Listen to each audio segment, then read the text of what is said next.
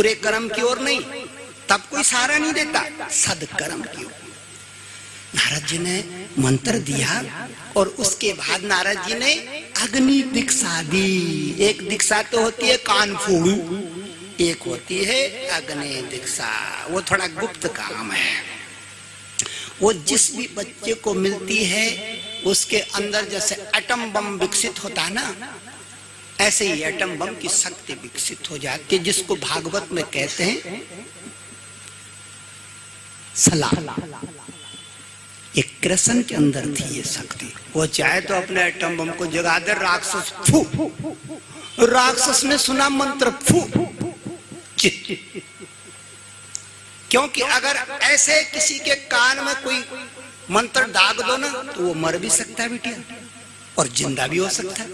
लेकिन आनी चाहिए ना वो विद्या कि जिला भी दे और मार भी दे। अब वो विद्याएं लुप्त हो गई हैं। इस समय तपस्वी घट गए, काली रोटी खाने वाले हैं। बाबा लाल पीले नीले हरे कंठी माला 50 दुनिया भर के गंगा तीर पे, किस भरोसे? पापी पेट के लिए है। 2 रोटी मिलेगी, गंगा के किनारे मिल भी जाएगी, वहां हरियाणा में तो नहीं मिलने वाली, वहां तो कुटाई हो जाएगी। यहां मिल जाएगी, यहाँ श्रद्धावान लोग आएंगे, 2 रोटी मिल जाएगी, लाल चोला पहन के भजमन नारायण, भजमन नारायण। नारायण का कहीं अता नहीं, कहीं पता नहीं। खाली नारायण क्या है? रोटी दे देते, चलो वो भी ठीक है, पेट तो पालना ही है ना, पेट तो पालना है, वो तो करना ही पड़ेगा। जिंदा तो जिंदा रहना है तो पालना पड़ेगा। नारद जी ने ध्रुव का बेटा मंत्र ले लिया जी, गुरु मंत्र ले लिया जी। आज से मेरा ध्रुव इस जिंदगानी के मेले में अकेला नहीं है। और जब नारद जी ने कहा ना आज से तू अकेला नहीं है, तेरे पीछे गुरु की शक्ति खड़ी है। संकट आएगा, गुरु मंत्र बोलना है, गुरु पीछे खड़ा रहेगा। भरोसा बढ़ गया। 5 वर्ष के बच्चे को इतनी ताकत मिल गई, इतनी ताकत मिल गई। कल तक सोच रहा था मेरा कोई नहीं है, मेरा कोई है ही नहीं, मैं तो जंगल में अनाथ हूं। आज लगा कि कौन नहीं है मेरा, मेरा तो गुरु है। जब मेरे पे संकट आएगा, मेरा गुरु ने कहा है मैं आ जाऊंगा। गुरु नहीं आता है, जब आप पे संकट आएगा गुरु नहीं आएगा, गुरु की शक्ति आएगी, गुरु का बल आएगा, गुरु का विश्वास आएगा। और बिन विश्वास सिद्धि नहीं। इसीलिए रामायण में तो लिखा ही है शुरू के पन्ने में कि भवानी शंकरो बंदे पार्वती परमेश्वरे। भवानी शंकरो वंदे श्रद्धा विश्वास रूपिणो। श्रद्धा और विश्वास ही ऐसा चीज है मेरी बहनों कि आदमी को कहां से कहां भेज देती है, कहां से कहां भेज देती है। श्रद्धा और विश्वास बहुत बड़ी चीज है। अगर कथा सुन रहे हो और मेरे पे विश्वास करोगे ना कि ये आदमी तपा हुआ है, इसने बहुत जूते खाए हैं हिमालय पर्वत पर, तो जैसे ही विश्वास करोगे जो भी कमाई मैंने करी होगी गुरुजनों के और माता पिता के आशीर्वाद से सेवा करके, उसका अंश आपको मिलना शुरू हो जाएगा।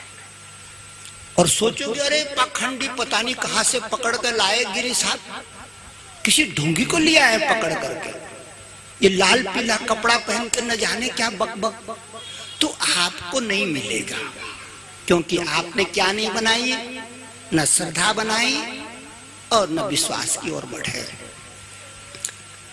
भगवान कृष्ण ने अपने मित्र को थप्पड़ मार के कहा था, सुन अर्जुन, श्रद्धावान लभते ज्ञानमय तत्परसयते इंद्रिय ज्ञानम लब्ध्वा पराशांतिम अचिरेणाधिगच्छति। मेरी बहनों, ये भागवत के श्लोक, गीता के श्लोक हमको दोहराने क्यों पड़ते, इसका एक राज जान लो।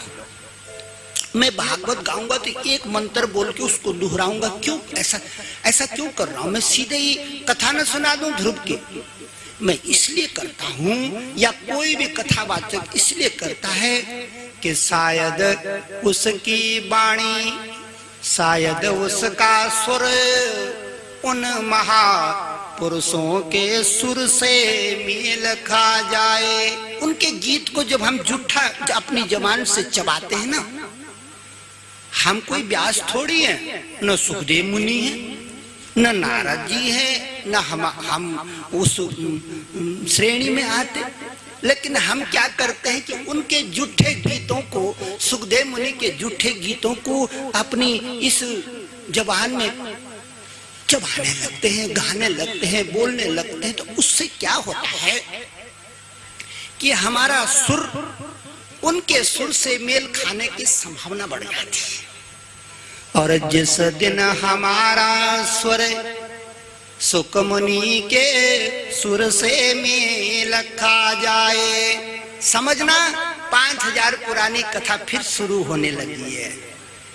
अरे आदमी तो शरीर ही तो मरता है ना, आत्मा तो नहीं मरती, वो तो अजर अमर है। तो मेरी बहनों, इसलिए ये भागवत के छंद बोलने पड़ते हैं। ये श्लोक को क्या कहते हैं? छंद।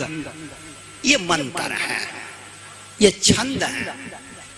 और छंद अलग अलग होते हैं। किसी को लाल छंद पसंद, किसी को पीला छंद पसंद, किसी को हरा छंद पसंद। अपनी अपनी इस भागवत कथा के अंदर तकरीबन 64 प्रकार के छंद हैं। गुरुजी ने कहा, ध्रुव बेटा अब मेरी बात सुन, मेरा आशीर्वाद ले और जा। कहाँ जाऊं गुरुजी, कहाँ जाऊं? नारद जी मार्ग बता रहे हैं भगवान को पाने का, और नारद जी को नहीं बता रहे, हमको भी बता रहे हैं। ध्रुव को नहीं बता रहे, हमको भी बता रहे हैं। नारदे उवाचे, अब जैसे ही मैंने कहा ना नारद उवाच, तो अगर मेरी श्रद्धा सच्ची होगी नारद जी पे, तो नारद जी के गुण मेरी ओर आने शुरू हो जाएंगे, नारद जी की वाणी मेरी ओर आने शुरू हो जाएगी, नारद जी का भाव मेरी ओर आने शुरू हो जाएगा। जैसे आप अपनी परदादी का, दादी का, नानी का नाम लेती हो ना, तो उसके गुण आपके अंदर दौड़ने लगते हैं, क्योंकि आपके अंदर खून का कतरा, कीटाणु, परमाणु बारीक रूप में आपके अंदर नानी का भी है। तो जैसे आपने नानी का नाम, अरे मेरी नानी, ओ काली माई, काली माई, फट नानी का जो गुण है आपके हृदय में आना प्रारंभ हो जाएगा। इसीलिए पुराने लोग कहते थे मेरे दादाजी स्वतंत्रता संग्रामी। क्यों कहते? इसलिए कहते कि जैसे दादा का नाम लिया, उस वीर की शक्ति उस नालायक में आने लगती, वो भी बड़ा आदमी होने लगता, इसलिए लेते हैं। इसलिए नाम लिया जाता है नारद उवाच, भगवान उवाच, सुक उवाच, ताकि उनकी शक्तियों से हमारा गठजोड़ हो जाए, मेल बैठ जाए, मेल। नारद उवाच, और मैंने पहले भी बता दिया नारद यहाँ का नहीं, स्वर्गीय है। क्या इनके नाम क्या आ गए? स्वर्गीय। यहाँ का आदमी मत समझना लाल पीला और चोटी छोड़ करके, वो तो नाटक के बच्चे नाटक करते हैं, रामलीला में नाटक में उसको प्रस्तुत करते हैं। ऐसा है नहीं, वो बहुत ऊंची चीज है नारद। नारदे उवाचे तस्मात् गच्छ भद्रं ते, उसका हाथ पकड़ रहे बच्चे का, चल इधर को। तस्मात् गच्छ भद्रं ते यमुनायास्तटं शुभं पुण्यं मधुबनम यत्र नित्यम सन्निहितो हरि। बेटा ये जो सामने जमुना है ना, इसका किनारा पकड़ ले, कोई नहीं जाना, किनारे किनारे तीर तीर तीर तीर तीर तीर जा। तस्मात् गच्छ भद्रं ते यमुनायास्तटं शुभं पुण्यं मधुबनं यत्र नित्यं सन्निहितो हरि। तीर तीर जाना मेरे लाल, जमुना का किनारा पकड़ना है।